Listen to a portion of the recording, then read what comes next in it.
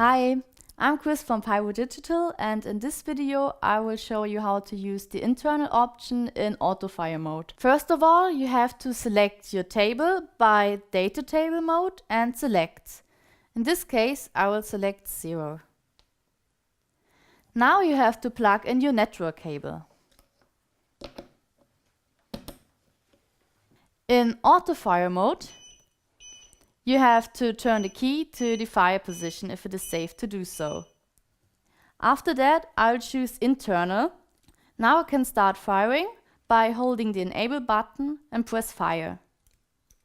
I can pause my script by pressing pause on the keyboard. And I can resume it by pressing either fire on the keyboard or on the Deadman pickle again.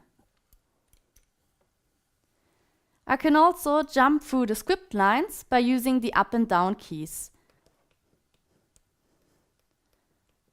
Now I can just start at another script line by pressing fire again.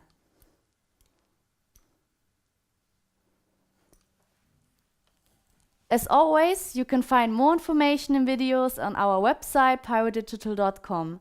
Thank you for watching and see you next time. Bye!